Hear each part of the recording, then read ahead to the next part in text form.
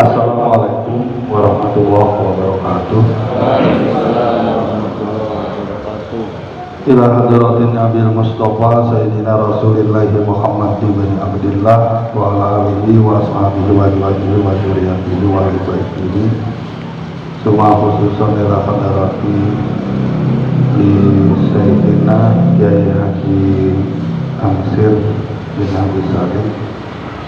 Nafanallahu biulumihim wa bikaromatihi. Sayyidahumul Fatihah. A'udzubillahi minasyaitonirrajim. Bismillahirrahmanirrahim. Alhamdulillahirabbil alamin. Arrahmanirrahim. Maliki yaumiddin.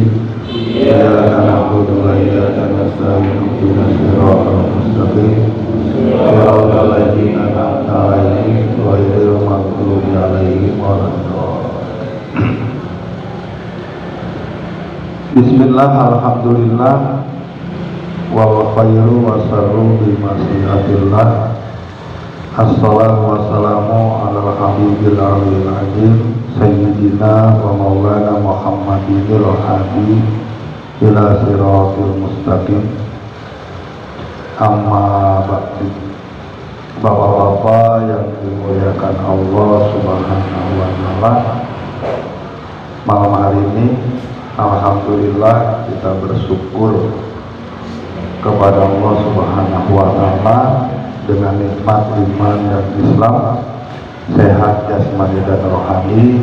Kita sama-sama hadir untuk mengikuti kegiatan pengajian rutin di Majelis Taklim Nurul Huda.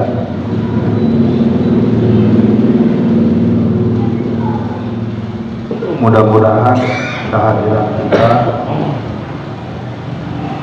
dibalas oleh Allah Subhanahu wa ta'ala dengan sesuatu yang lebih baik, diberi kesehatan, diberi kuasa, dan selalu berada dalam lindungan Allah Subhanahu wa ta'ala.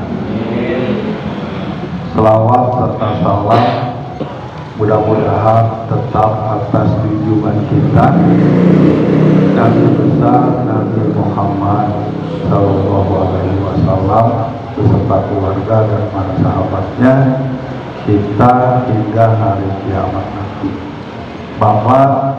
Bapak yang dimuliakan Allah Subhanahu wa ta'ala, sumber utama agama Islam di dalam hukum itu Al-Qur'anul Karim.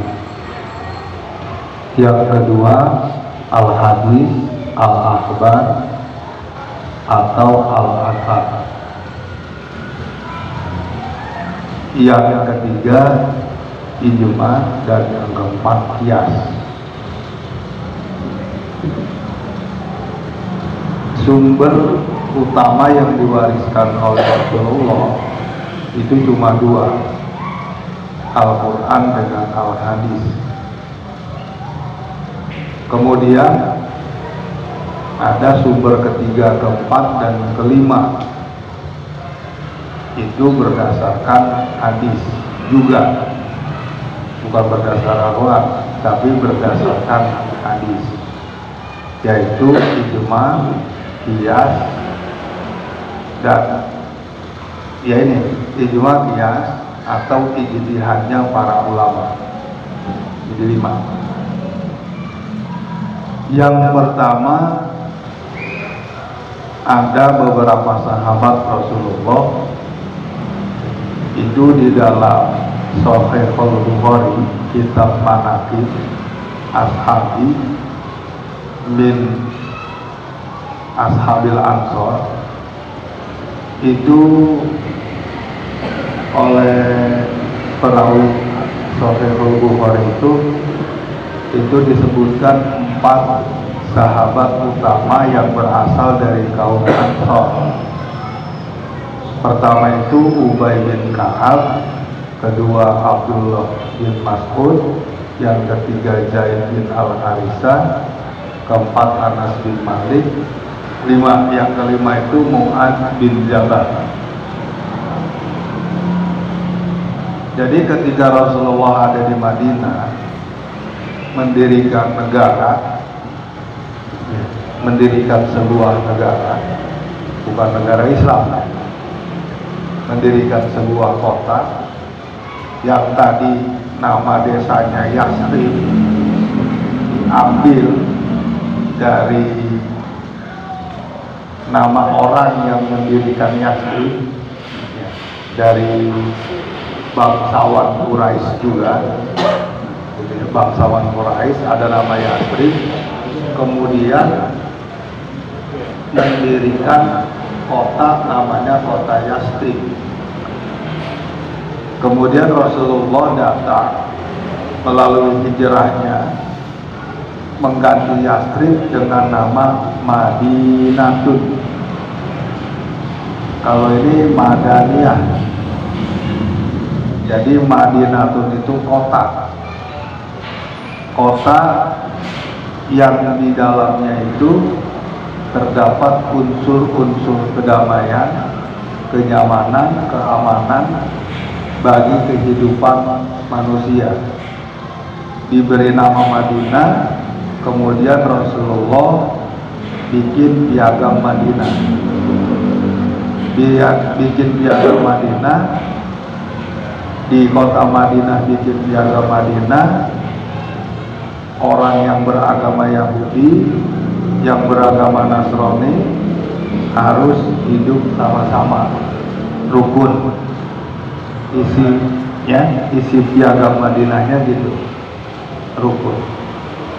Cuma selama perjalanannya, selama perjalanan jadi kota Madinah, pertama kali itu ada perang Uhud.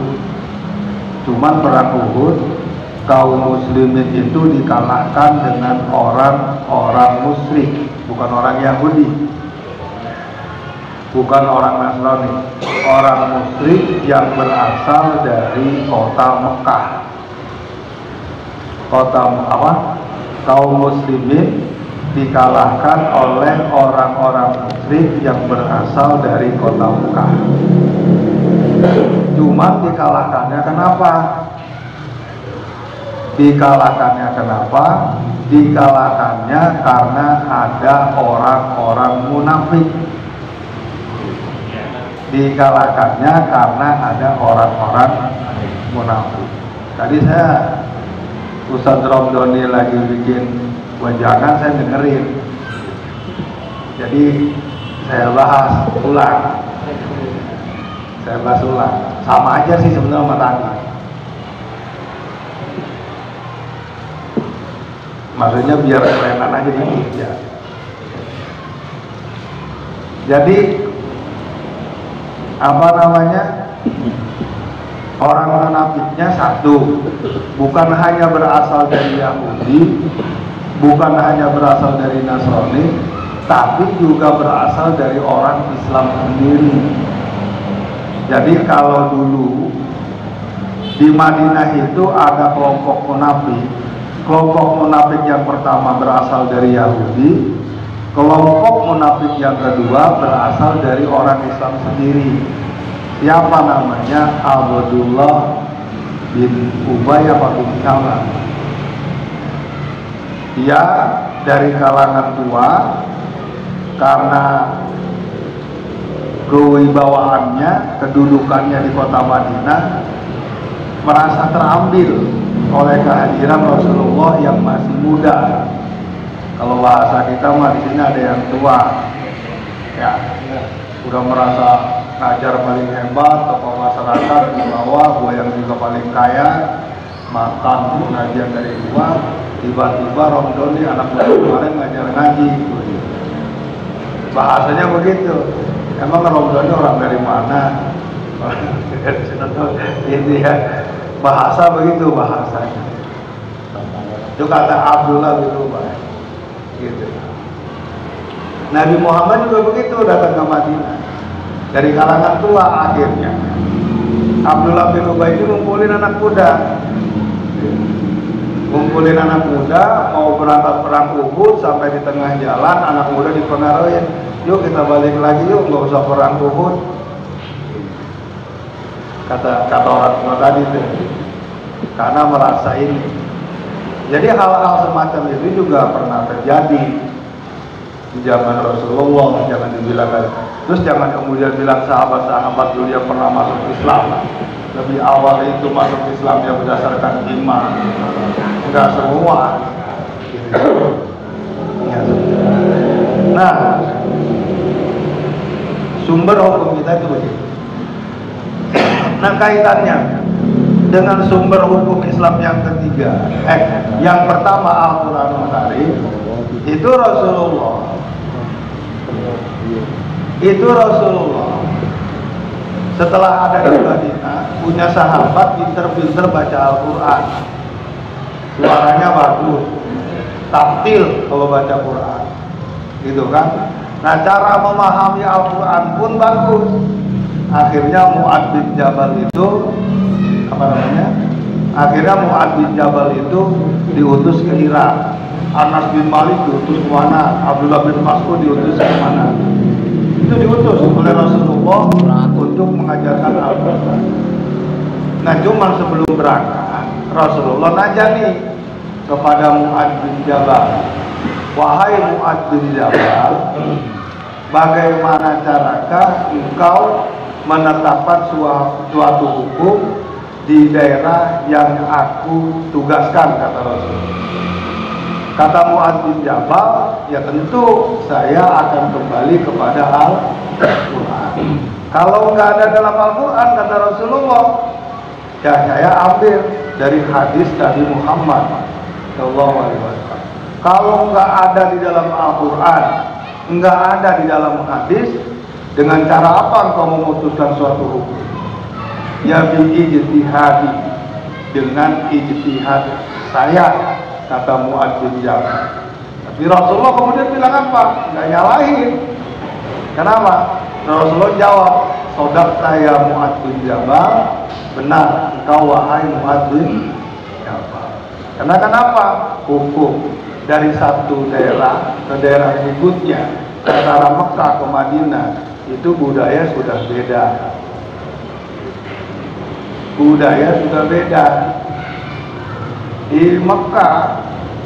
Di Mekah menghadap kiblat.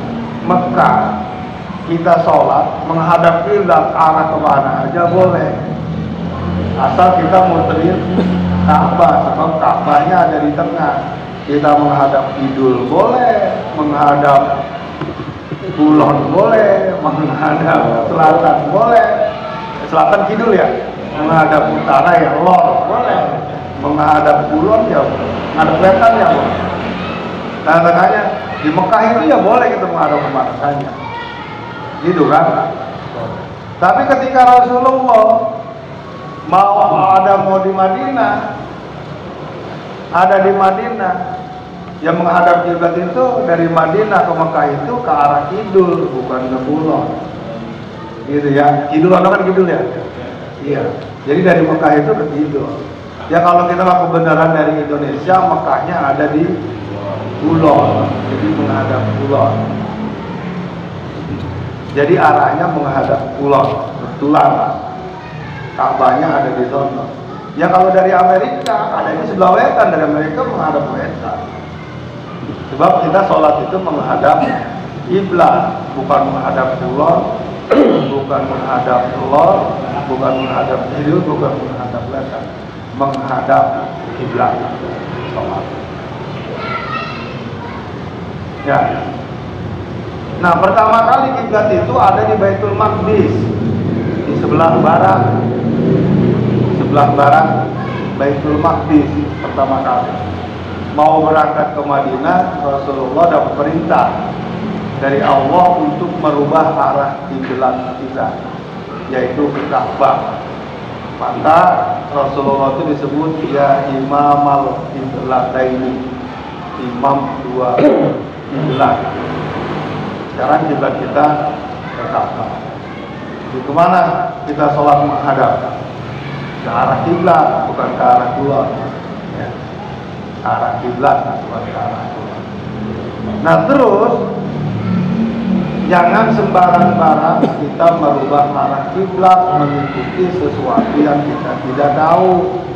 Oh ini bumi berubah, kan kalau kadang-kadang tuh dari WA ada aja tuh. Jadi bumi berubah, sejadah harus diputar ke sono, jangan. Ya, udah kita mah bukan ahlinya, udah ngikutin apa yang ada aja. Maksud saya begitu, karena kita khawatir kita sholat ini nggak menghadap ke arah kiblat, maka ulama di dalam niatnya itu dibikin lafal mustaqbilal kiblati.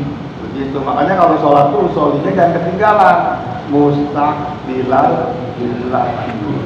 Jadi saya benar-benar sholat menghadap kiblat. Mau lagi mana juga arah kiblat, mau di mana juga, mau rata mau kagak dengan kita, karena kita udah punya lafal mustaqbilal kiblati. Yang penting kita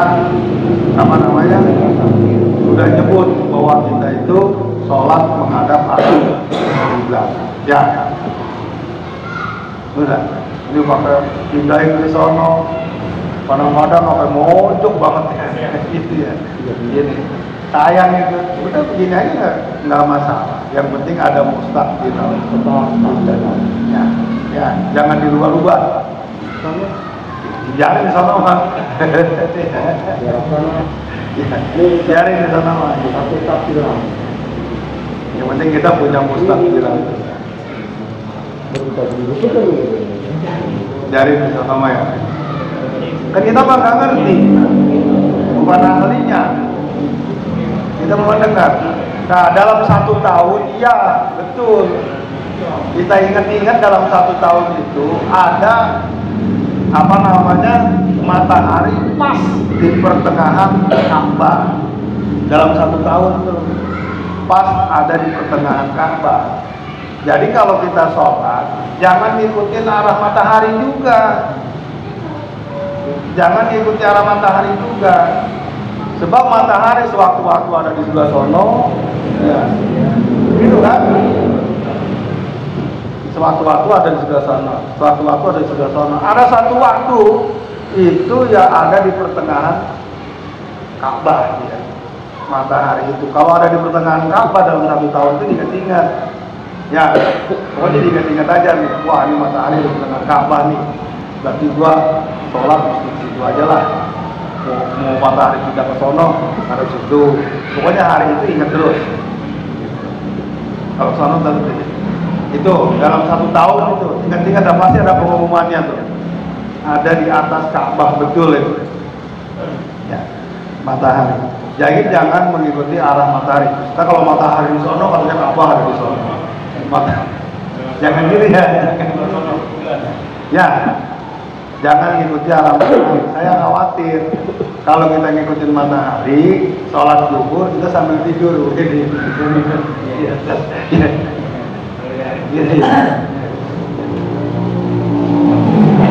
Saya nggak tahu patokan di sini pakai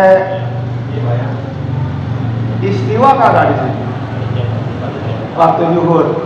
Enggak, bukan kopas. Waktu sholatnya pakai istiwa nggak? Pakai istiwa atau pakai jam dinding? Ya namanya jam dinding. Itu yang begitu. Itu yang begitu itu jangan dipakai. Yang begitu itu jangan dipakai. Kalau bakal khutbah Jumat nggak apa-apa, tentuin takut kelamaan khutbahnya. Jangan dipakai. Jadi tentuin aja kalau zuhur jam 12.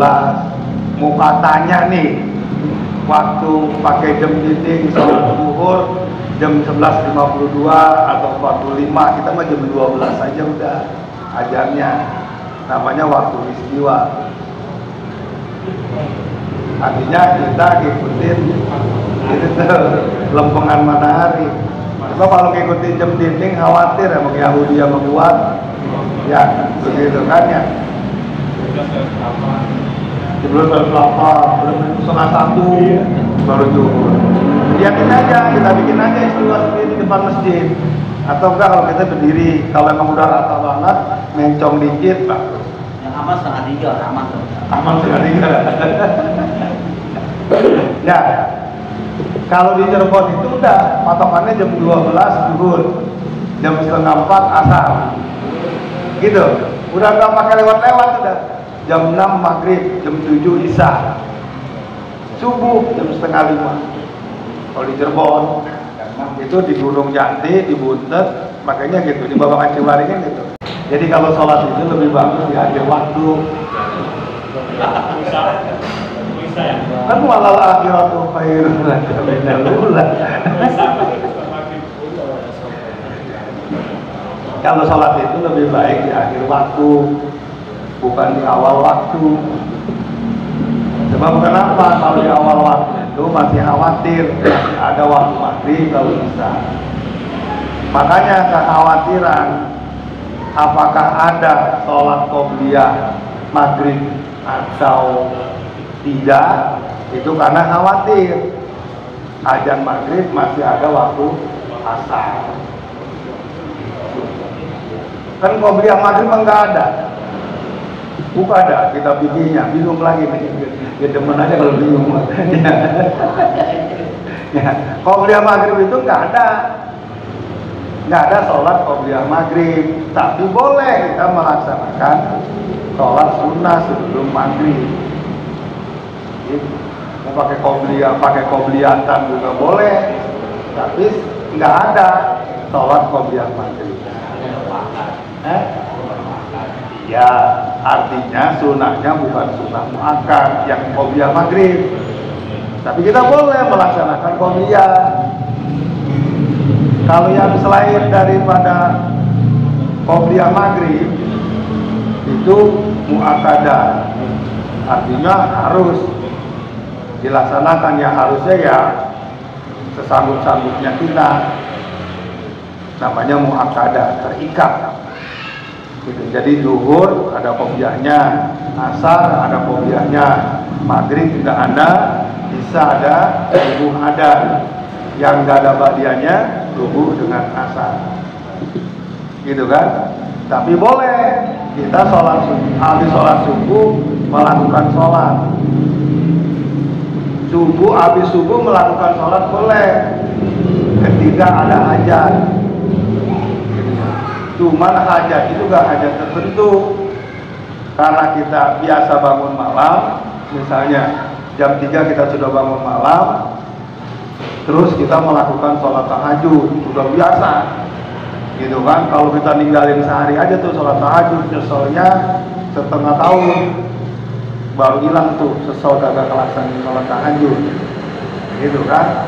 Nah, satu hari, satu malam kita nggak melaksanakan sholat tahajud misalnya satu malam, karena kenapa? Hujan gede, kedinginan, udah gitu dalam keadaan junub, mandi juga udah kuat gitu, ribet gitu kan.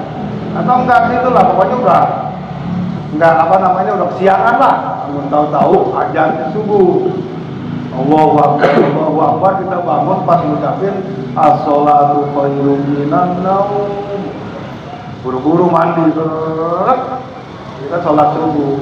Habis sholat subuh, setelah sholat subuh boleh kita ngodok sholat tahajud, boleh kita ngodok sholat tahajud kita. Jadi sholat tahajud itu boleh dikodok. Ya itu mah kalau kita benar-benar biasa. Ya kalau nggak biasa mah ntar kalau nggak sholat tahajud kodok lagi subuh. Ya bukan begitu, maksudnya itu yang udah biasa banget gitu kan. Kalau sholat tahajud kan kita sunnah, sholat tahajud untuk kita sunnah. Tapi kalau untuk para nabi sholat tahajud itu wajib hukumnya. Kalau untuk para wali bukan wajib ain, tapi yang itu tuh yang fardu kifayah. Kalau kita mah sunnah gitu. Kalau kita mah sunnah, nggak wajib. Tapi kalau udah jadi kiai nih, kalau jadi kiai, sholat tahajud itu harus, Pak. Jadi kalau orang kiai nggak sholat tahajud, ya bukan kiai lah. Bukan kiai. Gitu. Jadi kalau kiai itu wajib sholat tahajud. Apanya? Sholat tahajud wajib, Ustaz juga, iya. Iya. Jadi kalau nggak sholat tahajud ya nggak Ustaz. Jadi kayak saya nggak Ustaz.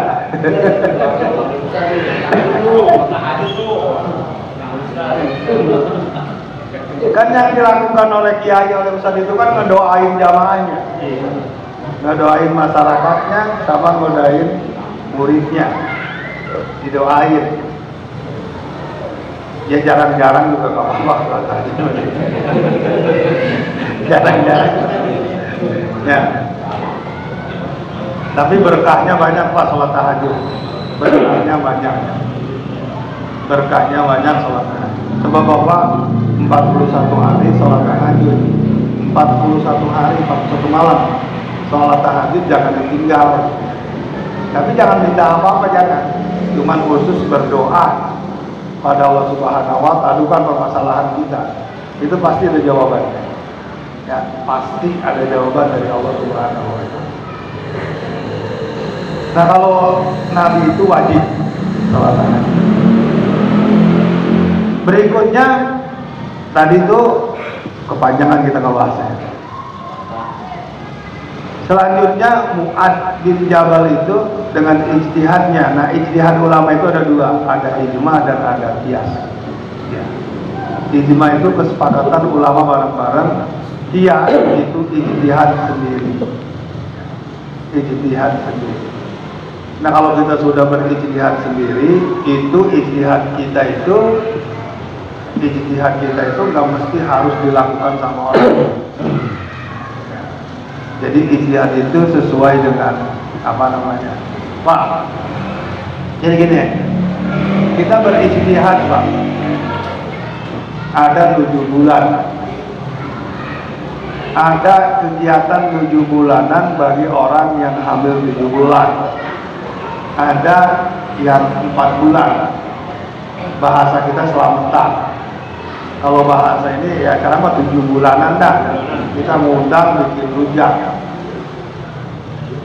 Nahdlatul Ulama itu banyak punya para ulama. Nahdlatul Ulama di Kalimantan, Nahdlatul Ulama itu bikin ijma, bikin kesepakatan hukum mengenai 7 bulanan.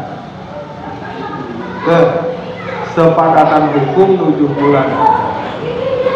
7 bulanan dalam bentuk silaturahim, dalam bentuk baca Quran, surah Yusuf, surah Maryam, ya itu boleh.